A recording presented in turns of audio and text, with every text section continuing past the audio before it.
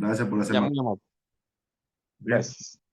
Listo, entonces vamos a ver. Bueno, pero lo chévere es que esta clase me sirve, esta clase de aquí me sirve para también, bueno, los otros chicos sí se grabó la parte de lógica, pero bueno, cuando tengan la parte de conjunto con ustedes, les paso esta grabación a los otros, ¿no? Ok, vamos a ver, hablar acerca de lógica matemática. Lógica matemática también se la conoce como álgebra booleana, es la rama de las matemáticas que estudia el pensamiento lógico, que utiliza argumentos, razonamientos y conclusiones. Además, constituye a un área de las matemáticas que ocupa un espacio muy importante en la computación, ¿no? Y para que ustedes estén en este momento, para que ustedes me estén escuchando, es porque las señales, o sea, la información en la computación, al finalizar se convierte en ceros y unos, pues, ¿no? Y ceros y uno hablamos de pulsos eléctricos, ¿sí? Y las computadoras trabajan con este medio. Ahora bien, la lógica proposicional tiene como base lo que es la proposición, las proposiciones, pues, ¿no? ¿Qué son las proposiciones? Pues son las unidades semánticas que o solo es verdadero o solo es falso. Son unidades semánticas, oraciones que o solo son verdaderas o o solo es falso, ¿no? Nada que sea, a ver, mitad a medias, que no tenga sentido, entrará como análisis en lógica proposicional o lógica matemática, ¿no? Pero quisiera saber si que ustedes han visto este tema anteriormente, han tenido la oportunidad de estudiarlo. Sí, profe, sí he tenido la oportunidad de, al menos El en lo resto, personal. el resto también, Sí, profe, pero ya hace tiempo. hace tiempo, ya nos olvidamos. Las Ok. leyes. Las leyes. Bueno, en este caso, dependiendo de cómo se esté tomando, eso de las leyes sí es bastante rebuscado, pues, ¿no? Y complicado, pues, en realidad. Pero bueno, vamos a ver. Entonces aquí tenemos lo que es proposiciones, aquí tenemos ejemplos de proposiciones, ¿sí? Eh, Después de las 2 p.m. siguen las 3 p.m. Eso de ahí es una proposición. Más que todo, las proposiciones podríamos decir que son hechos que se pueden comprobar, ¿sí? Y al comprobarse uno puede indicar si es verdadero o falso respectivamente. ¿Ok? Aquí tenemos ciertos ejemplos. La vaca pertenece a los mamíferos. El ser humano evolucionó, los veganos comen carne, etcétera, etcétera, ¿no? Ahora, qué no se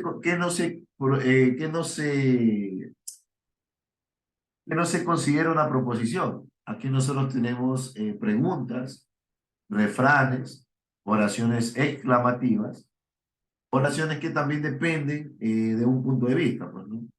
Y aquí nosotros tenemos varios ejemplos. Por ejemplo, ¿qué día es hoy? ¿Lloverá el día de mañana? ¿Cuántas estrellas hay? Nada es para siempre. Cuando yo digo nada es para siempre, eso de ahí es un refrán que depende del punto de vista de las personas. Y en realidad no es válido, ¿no? Los refranes no son parte o sea, no son objeto de estudio de la lógica proposicional, ¿no? Cuando es tu cumpleaños, al ser una proposición, perdón, hacer una pregunta, ya no se considera como una proposición. ¿Por qué x más uno no es una proposición? A ver, analicemos. ¿Por qué x más uno no es una proposición?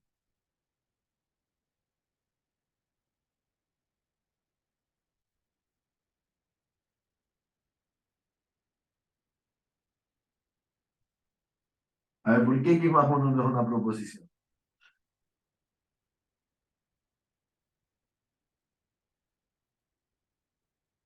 ¿Alguien me podría explicar? Porque no lo puedo determinar si es verdadero o falso.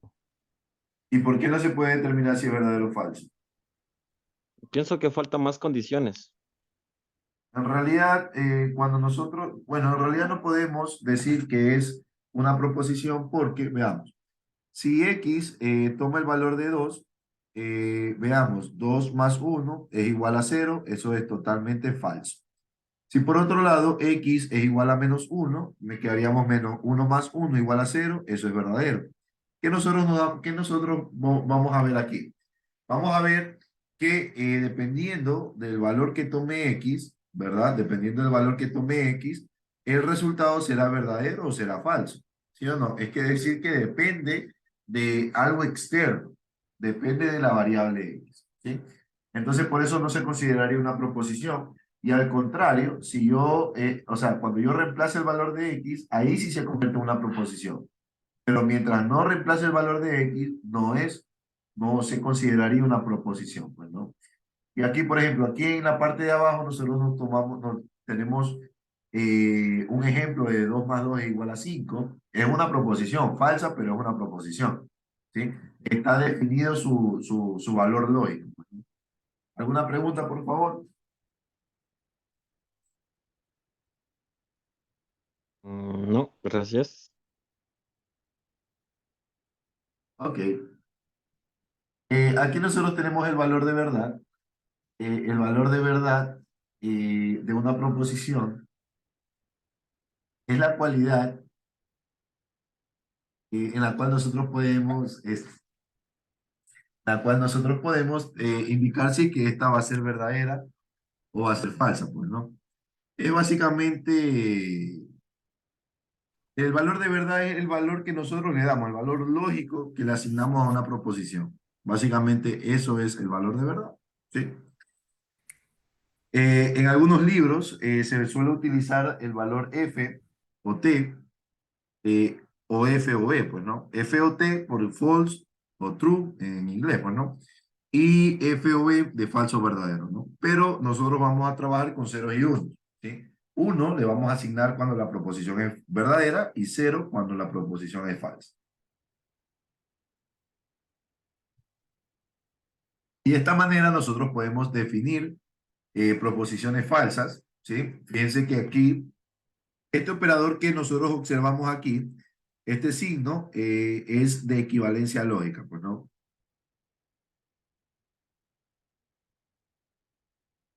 ¿Y por qué nosotros hablamos de equivalencia lógica? ¿O cuando nosotros hablamos de equivalencia lógica? Cuando se cumple la igualdad que tanto nosotros conocemos, ¿no? Entonces,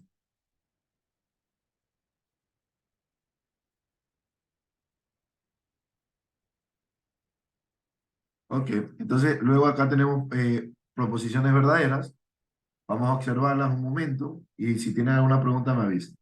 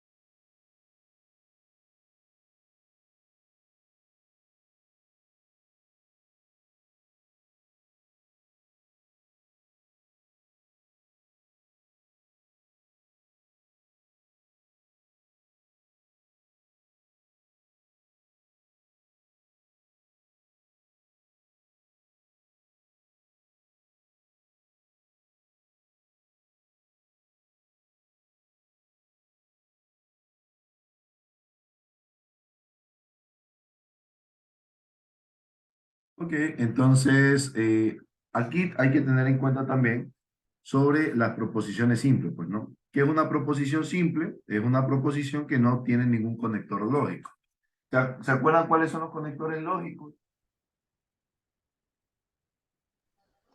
La I, la O, la condición, el entonces, el sí solamente sí, la conjunción, la disyunción, la bidisyunción. Por ahí vamos, ¿sí? Por ejemplo, ahora, estos conectores lógicos, nosotros los utilizamos, inclusive aquí los observamos que están encerrados en un círculo. Estos conectores lógicos los utilizamos para nosotros formar estructuras lógicas, pues, ¿no? Porque nosotros, por ejemplo, nosotros no hablamos comúnmente como, por ejemplo, hoy voy al cine, mañana voy a jugar, dame un momento, más tarde te digo. No, nosotros no hablamos así, ¿no? Nosotros utilizamos conectores lógicos que a enriquecer y darle mucho más sentido a lo que nosotros estamos hablando, ¿sí? Entonces, es importante definir estos conectores lógicos que nos ayudan bastante para nosotros poder establecer oraciones lógicas, pues, ¿no?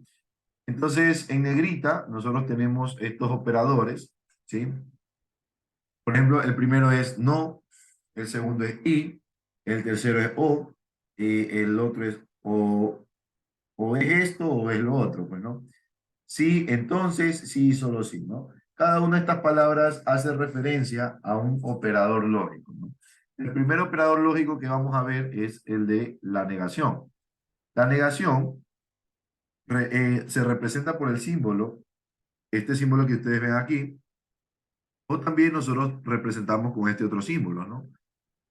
Y por la traducción, o sea, una traducción que le podemos hacer una traducción para nosotros identificar que se está trabajando con este operador lógico es, por ejemplo, el no, no es verdad que, no es cierto que, y todo lo que se utilice para negar un enunciado. Además, aquí nos damos cuenta que si nosotros negamos una proposición que es falsa, esta se va a hacer verdadera. Y si nosotros negamos una proposición verdadera, esta se va a hacer falsa, ¿sí? Ahora bien, recordemos que A es una variable proposicional. Una variable proposicional. La pregunta es, ¿una variable proposicional cumpliría las características de una proposición? A ver, ¿qué dicen ustedes? ¿Las variables proposicionales serán consideradas proposiciones? Profe, entraría el concepto de lo que dice que toda oración toda proposición es una oración, pero no toda oración es una proposición. ¿Entra en juego eso aquí? Sí y no. Una variable proposicional nos ayuda a representar una proposición, pero en sí no se define como una proposición. ¿Por qué?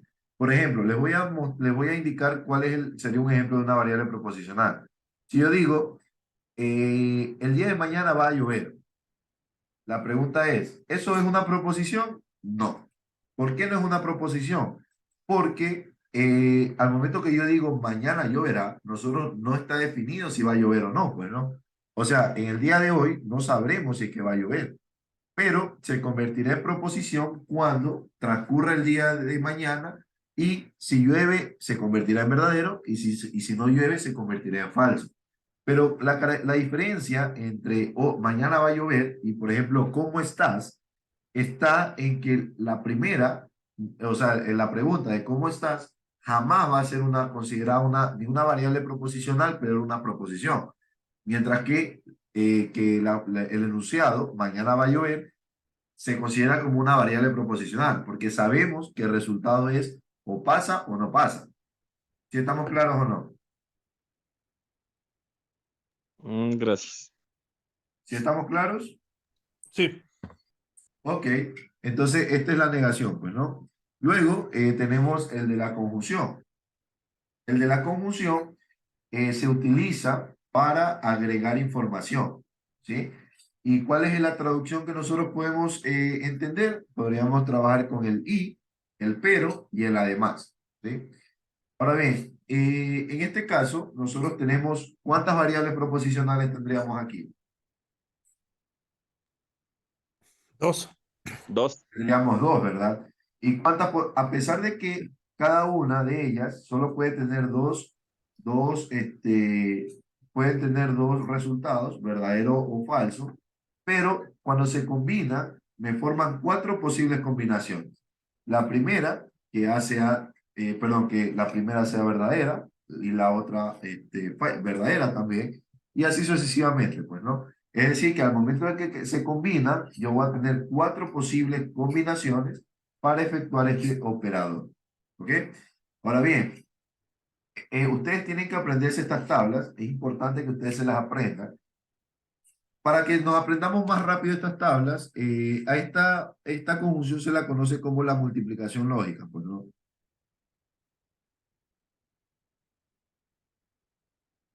¿Por qué multiplicación lógica? Porque 0 por 0 me da 0. 0 por 1 me da 0. 1 por 0 me da 0 y 1 por 1 me da 1. ¿Sí ven? Entonces, de esta manera ya nos hemos aprendido la tabla de la conjunción. ¿Alguna pregunta, por favor? Además de eso, podemos notar que la conjunción es únicamente verdadera cuando las dos proposiciones son verdaderas, mientras que es falsa mientras no ocurra esto. ¿Alguna pregunta, por favor? No, todo claro, gracias. Muy bien. Ahora bien, cabe destacar también que la conjunción es un operador de orden. ¿Por qué yo le digo que es un operador de orden? Porque, por ejemplo, si yo le digo, hoy día vamos a ver matemáticas y vamos a ver física, si yo no doy matemáticas y no doy física, estaría incumpliendo mi promesa. Pero si yo doy, o sea, si yo doy una de las dos, ya sea matemática o ya sea física, también estoy incumpliendo lo que les prometí. ¿Estamos claros? Entonces, la conjunción en realidad es un operador lógico de orden, o sea, de mandato, ¿sí? Porque nosotros tenemos que cumplir esas dos condiciones para poder ser verdaderos, pues, ¿no? ¿Alguna pregunta? Muy bien, entonces ahora vamos con la disyunción. La disyunción, por otro lado, tiene el operador lógico que es el o, ¿sí? Este o, por otro lado, me da opciones. ¿Sí? El otro impone, o sea, el i impone, y haces esto y haces lo otro. Pero el o te da opciones. Por ejemplo, si yo les digo, ¿saben qué, chicos? Podemos retomar la clase el día de hoy, el día de mañana o el día domingo, pues, ¿no? Entonces, ustedes me dirán, bueno, profesor, podríamos hacerlo el día domingo o el día de mañana, no hay ningún problema. Le estoy dando a ustedes que escojan, pues, ¿no? Pero si yo les digo, ¿saben qué, chicos? Vamos a trabajar el día domingo y el día de mañana, como estoy utilizando el operador lógico y automáticamente tengo que cumplir lo que le estoy cumpliendo, o sea, indicando, pues, ¿no? En este caso, dar las clases los 2 días. ¿Sí? ¿Estamos claros o no? Muy bien. Pero existe otro operador que se conoce como la disyunción exclusiva. Esta disyunción exclusiva nace por una necesidad importante. ¿Qué pasa cuando las dos opciones son mutuamente excluyentes? Es decir que no es posible seleccionar las dos al mismo tiempo. Por ejemplo, ¿qué pasaría si yo me voy a la bahía o a un centro comercial y quiero comprar una lavadora y un televisor, pero solo tengo $500? ¿Sí? Entonces, ¿qué es lo que va a pasar? O me compro esto o me compro lo otro, porque económicamente no es posible. ¿Sí? Cuando ocurre ese tipo de escenarios, nosotros no podemos utilizar la disyunción normal. Porque, ¿por qué no podemos utilizar la disyunción normal? Porque en la disyunción normal sí es posible comprarnos las dos cosas, pues, ¿no? ¿Sí ven? Mientras que en la disyunción exclusiva, nosotros solo debemos escoger una opción de ellas, ¿no?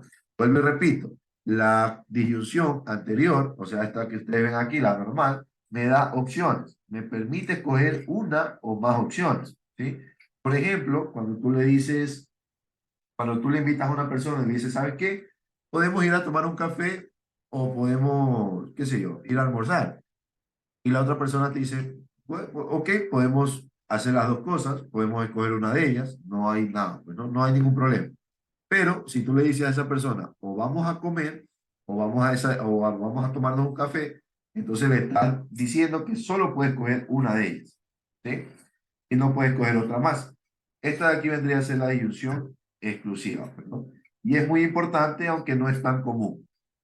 ¿Preguntas? ¿Preguntas, por favor? No, profe, gracias. Perfecto. Ahora vamos a la condicional. Bueno, perdón, me había olvidado de darles cómo se pueden grabar esta tabla, ¿no? La disyunción lógica, por otro lado, se conoce como la suma lógica. ¿Por qué suma lógica? Piensen, 0 más 0, ¿cuánto me da? 0. 0 más 1, 1. 1 más 0, 1. Y 1 más 1, en vez de poner el 2, le pongo el 1 y se acabó. Llámese las tres tablas. Negación, conjunción y disyunción. ¿Sí ven? Así de sencillo nos aprendemos las tablas. De verdad. Muy bien, continuamos. Ahora tenemos la condicional. Y esta de aquí sí hay que tenerle mucho cuidado. ¿Sí? La condicional es un operador lógico el cual está ligado a lo que es una causa y un efecto. Es decir, que vamos a tener un antecedente y vamos a tener un respectivo consecuente. ¿Sí?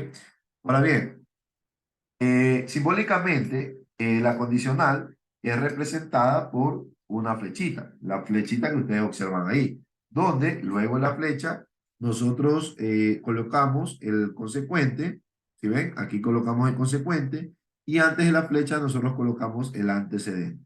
¿Sí? Ahora bien, ¿qué es lo que ocurre aquí? Voy a hacer un pequeño ejemplo porque yo sí necesito que ustedes entiendan bien esta condicional.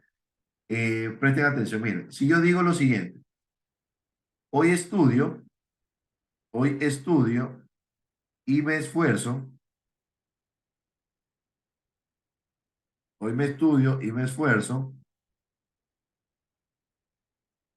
entonces, entonces, apruebo matemáticas. Ahora bien, ahora viene la pregunta, ¿no?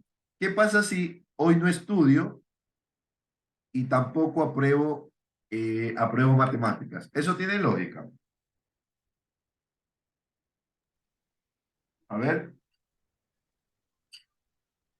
¿qué dicen ustedes? Tiene lógica porque si no estudio obviamente no voy a probar, o sea, siempre voy a necesitar de por lo menos revisar o estudiar, o Correcto. sea, Muy bien, correcto. En este caso, esto sí tiene lógica, ¿no? Pero ¿qué pasa si yo no estudio, pero sí apruebo? ¿Tendrá lógica eso o no tendrá lógica?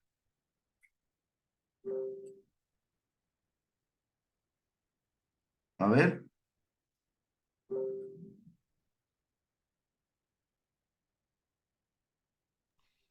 ¿qué dicen yo ustedes, diría chicos? que entre sí, ¿no, profe? Porque, o sea, dependiendo del tema, al menos, bueno, voy a hablar en un contexto más general, o sea, puede ser que tenga una memoria bastante, puede tener una bastante retención que no hace falta de punto estudiar, pero sí puede rendir una evaluación bastante adecuada y óptima. Entonces, yo diría entre sí y no, El resto, ¿qué me podría aunque decir? no. O sea, es válido tu punto. El resto, ¿qué me podría decir? Tiene lógica que yo no haya estudiado y me haya esforzado, pero sí haya aprobado matemáticas. ¿Qué dicen ustedes? O sea, ¿Alguna otra de persona? acuerdo a la condicional, sí tiene lógica porque digamos que debería ser esa la segunda, pues, y dice que prueba, según el condicional, sí. Correcto. La cosa es que sí tiene lógica, pero ¿por qué tiene lógica? Tiene lógica porque, a ver, que ocurra la consecuencia no significa exclusivamente que la causa se haya cumplido. Inclusive si ustedes observan, la flechita indica que va del consecuente, perdón, del antecedente al consecuente. Es decir, que la causa me lleva a un efecto, pero ese efecto no tiene la misma causa o no es necesario. O sea, si ustedes ven que, por ejemplo, si yo digo, me caigo en un edificio, entonces me muero, pues, ¿no? Pero la pregunta es, ¿para morirme necesito tirarme a un edificio? Y la respuesta es que no. Simplemente vivir en Guayaquil ya es una causa para una posible muerte, pues, ¿no? Entonces, por todos estos problemas de seguridad que estamos viviendo. Pero, entonces, volviendo al caso que nosotros tenemos aquí, no es necesario que yo estudie para poder aprobar matemáticas. Como tú lo dices, puedes tener puede que tenga yo una memoria idéntica, una memoria que me permita memorizar las respuestas, o hasta por último, pago al profesor o algo por el estilo, ¿no? Entonces, no es necesario que yo haya estudiado y me haya esforzado para poder aprobar matemáticas, pues, ¿no? ¿Estamos claros o no? Sí, gracias. Ahora bien, pero ¿qué ocurre? ¿Qué ocurre cuando el antecedente, es decir, que sí me esfuerzo, pero lastimosamente no apruebo matemáticas? ¿Qué pasaría ahí?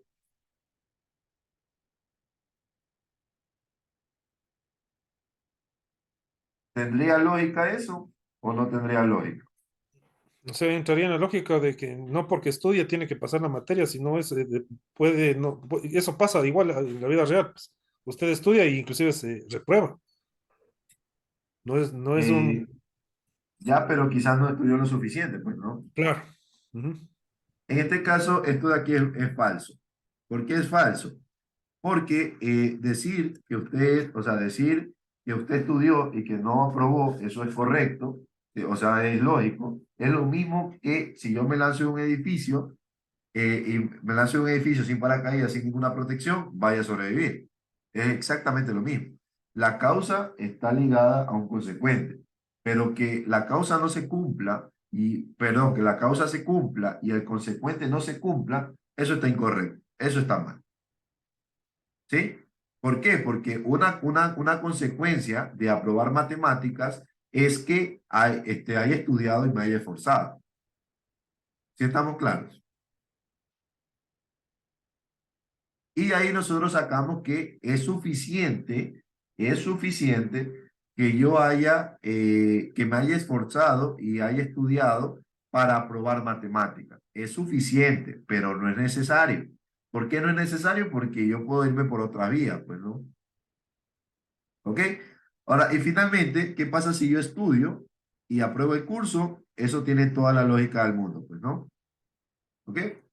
¿Alguna pregunta, chicos? ¿Alguna pregunta?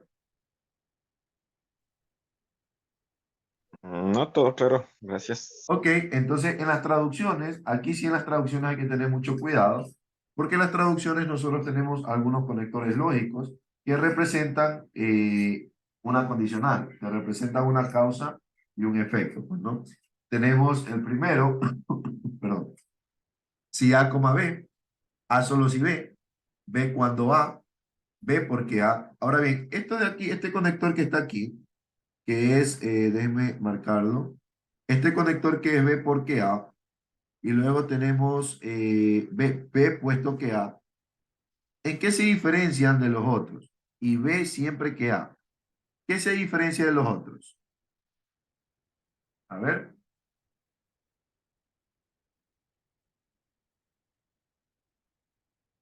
¿qué se diferencia de los otros conectores?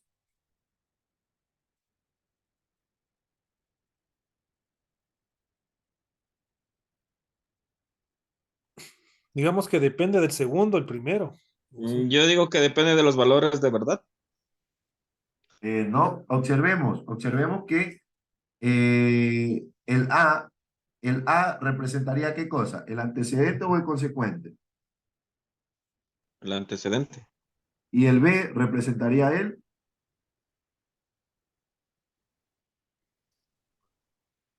De acuerdo a la tabla también sería el antecedente. o sea, el A es antecedente y el B es consecuente. ¿Por qué? Consecuente. Porque A lo tenemos antes de la flecha y B lo tenemos después de la flecha. ¿Sí o no? Mm. Si nosotros decimos B porque A, es porque primero tenemos que enunciar el consecuente y luego el antecedente. Por ejemplo, cuando nuestras mamás nos decían, te castigo porque has hecho esto. Entonces, ahí nos damos cuenta que primero nosotros enunciamos la causa, perdón, primero enunciamos la consecuencia o el consecuente y luego enunciamos la causa. ¿Sí? Lo que no ocurre con el operador entonces, ¿no? ¿Por qué? Porque yo no le digo, si te pego, entonces es porque no has cumplido las cosas. No. ¿Qué es lo que dicen las madres? Si tú no cumples las cosas, entonces te castigo. ¿Ok? Entonces, en conclusión, ¿qué es lo que tenemos que tener cuidado aquí? Tenemos que tener mucho cuidado con el tipo de conector que estamos trabajando. ¿Sí? ¿Estamos claros o no? ¿Alguna pregunta? Inge, una consulta. En el tema del tipo del operador que estaría utilizando, o sea, tendría que identificarla netamente de acuerdo al contexto de la proposición, ¿no es cierto? Claro. Pero recuerda que cuando tú trabajas con el porque, el puesto que y el ves y el siempre que, primero es el consecuente y luego el antecedente. Esa es la estructura lógica que tiene el conector. Ya, gracias. Muy bien, entonces continuamos. Y aquí tenemos formas especiales de lo que tiene que ver con la condicional, pues, ¿no? ¿Cuáles son estas formas especiales? Son formas en las cuales yo puedo reescribir la condicional, pues, ¿no? Obviamente que no son equivalentes, pero sí, sí son formas especiales, pues, ¿no? Ahora bien, aquí nosotros tenemos que las dos formas proposicionales, bueno, las dos variables proposicionales que A entonces B, la recíproca sería B entonces A. ¿Cuál es la diferencia entre A entonces B y B entonces A? ¿Qué ha pasado con la recíproca? ¿Se nombra primero el consecuente? Que se coloca primero él Consecuente, y luego él, antecedente. correcto. ¿Y qué ocurre en la inversa? Niega en este caso a las dos proposiciones. Correcto, pero ¿qué pasa con el orden? El orden primero va el antecedente y luego el consecuente.